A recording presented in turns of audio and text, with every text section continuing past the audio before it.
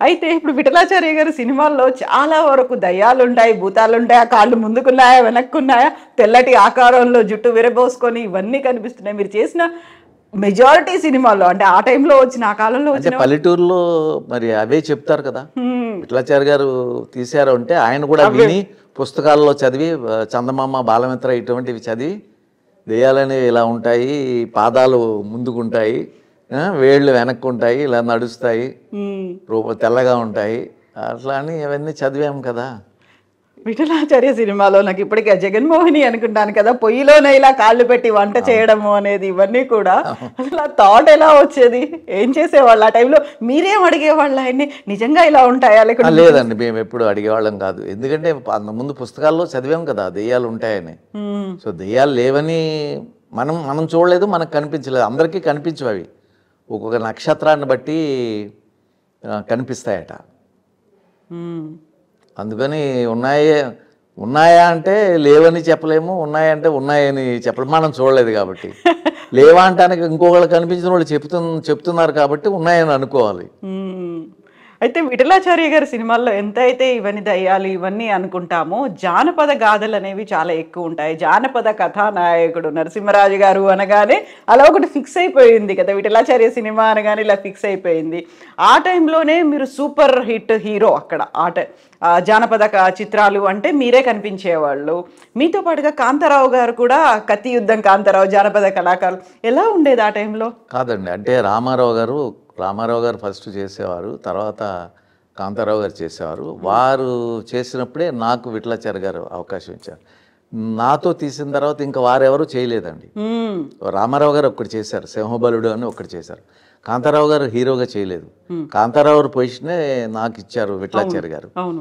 So నా behaviour ఈ సినిమాల్లో, ముఖ్యంగా సినిమాల్లోనే కాదు, ఈవెన్ రాజకీయాల్లో కూడా ముఖ్యంగా బిహేవియర్ మీద ఆధారపడి ఉంటుందండి.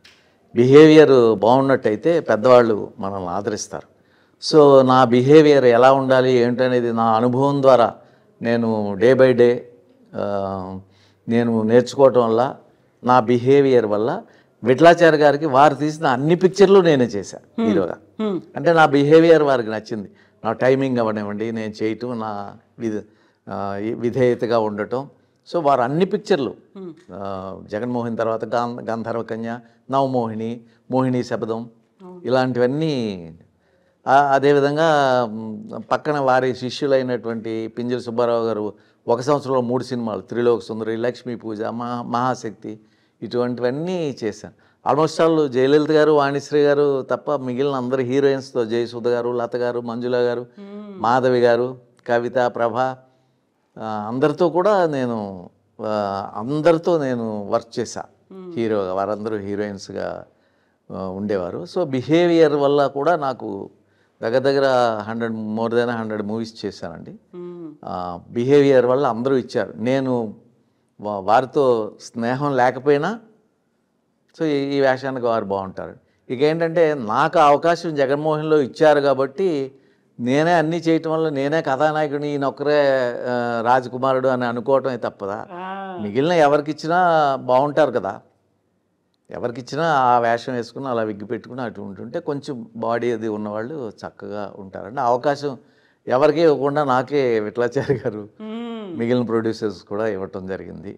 సో విఠలాచార్య గారు, నేను ఇండస్ట్రీలో ఇప్పుడు తమిళ్లో చేస్తుంది, నేను తమిళ్ సీరియల్స్ గురించి చెప్తారు, జగన్మోహిని గురించి చెప్తారు. విఠలాచార్య గారు హీరో, జగన్మోహిని గురించి ఇప్పటికీ మాట్లాడుతూ ఉంటారు. సో ఇప్పటికీ నన్ను నిలబెట్టిందంటే విఠలాచార్య గారు, జగన్మోహిని మెయిన్ అండి. సో సోషల్ పిక్చర్స్లో దాసనారాయణరావు ఇచ్చినటువంటి తూర్పు పడమర, కన్యాకుమారి, ఇది ఎక్కడ న్యాయం వారు ఇచ్చిన. సో ఫస్ట్ నన్ను ఇంట్రడ్యూస్ చేసిన నవశక్తి ప్రొడక్షన్స్, బివి ప్రసాద్ గారు డైరెక్టరు, వారు ఇంట్రడ్యూస్ చేశారు నన్ను ఆ కంపెనీ ద్వారా. సో వారి పుణ్యాన్ని ఇప్పటికీ నేను 53 సంవత్సరాలు, మీరు చెప్పినట్టు 53 ఇయర్స్గా, 69లో వెళ్ళాను ఇండస్ట్రీకి, 53 ఇయర్స్గా నేను వర్క్ చేస్తూనే ఉన్నాను.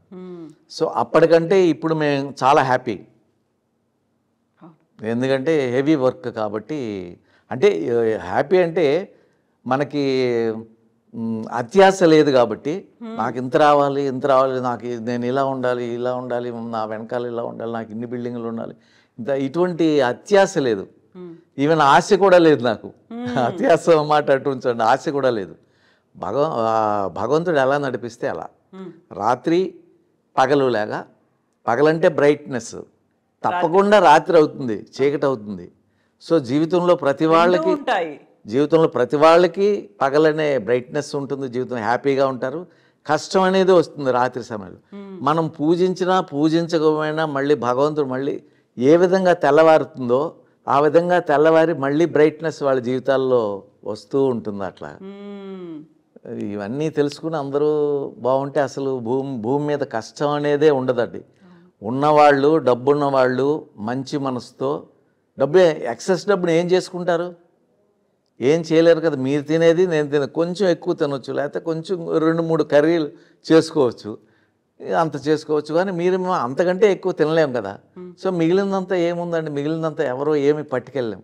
సో మన పక్కవాడు కూడా బాధ ఉంది అంటే వాళ్ళని చూసినట్టయితే అసలు ఈ భూమి మీద మనిషికి కష్టమే ఉండదు.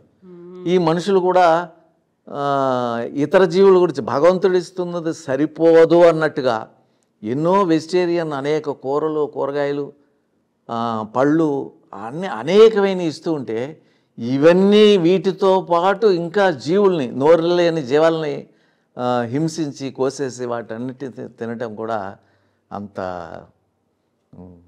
నాకైతే ఇష్టం లేదు. ఎందుకంటే మనకు లేకపోతే మనం తిన్నాం, ఏమీ దొరకని చోట అప్పుడు ఒక జీవిని కోసి తిన్నాము అంటే బ్రతకటం కోసం అది కూడా తప్పే. పోతే పోయామని తినకూడదు, దాన్ని ఆదరించాలి. కానీ అటువంటి సమయంలో తిన్నామంటే ఒక అర్థం, సరదా కోసం, ఫంక్షన్ కోసం, గొప్ప కోసం నోరు లేని జీవాలను అయ్యో అయ్యో అని అరుస్తూ ఉంటే వాటిని అయితే ప్రోటీన్స్ వస్తాయి అనేది కూడా, ప్రోటీన్స్ ఎక్కువైతే యూరిక్ యాసిడ్ ఎక్కువయ్యి కాళ్ళు అయ్యి లావై నడవలేని పరిస్థితి వస్తుందండి. అది తెలుసా? ప్రోటీన్స్ ఎక్కువైతే మీకు ప్రోటీన్స్ కావాల్సిన వాటిలో కాదండి, అన్ని పెసలు రాత్రి నానబెట్టి, ఈ రాత్రి నానబెడితే నెక్స్ట్ డే మార్నింగ్ వాటర్ తీసేసి దానిపైన ఉట్టి మూత పెడితే అవి మొలకలు వస్తాయి. ఆ మొలకలు ఇన్ని తింటే మీరు 1/2 కిలో మటన్ తినడానికంటే ఎక్కువ ప్రోటీన్స్ ఉంటాయండి. సో అట్లాగే బాదం పప్పు, 4-5 బాదం పప్పు, వేరుశెనక్కాయలు ఎన్నో ఉన్నాయండి మనకి. ఎన్ని డ్రై ఫ్రూట్, ఖర్జూరం, ఇంకా ఫ్రూట్స్ తీసుకుంటే బనానా, ఇవి మ్యాంగో టైంలో మ్యాంగో, బనానా, ఇవన్నీ ఎటువంటివి ఉంటాయండి, ఎటువంటి ఆహార పదార్థాలు. ముందు నుంచి మీరు తినకపోయేవాళ్ళ అసలు నాన్ వెజ్? నేను మానేసాను తెలుసుకుని. 40 సంవత్సరాల కిందట నేను ఫుల్ నాన్ వెజిటేరియన్. రాజులం కదా మేము, క్షత్రియాస్. సో విలేజెస్లో చేపల చెరువులు పాడుకుని వాటిలో ఉన్న చేపలన్నీ తెచ్చి మా మదర్ తినరు, నా డాటర్ తినరు. సో నేను ఆలోచన వచ్చి నేను ఇవన్నీ ఆలోచించి ఇది తప్పు, ఇది తప్పు, ఇది తప్పేమో.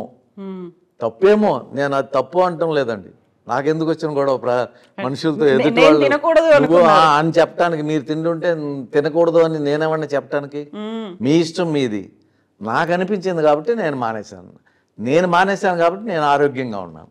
ఇది మీరు ఆలోచించుకోండి.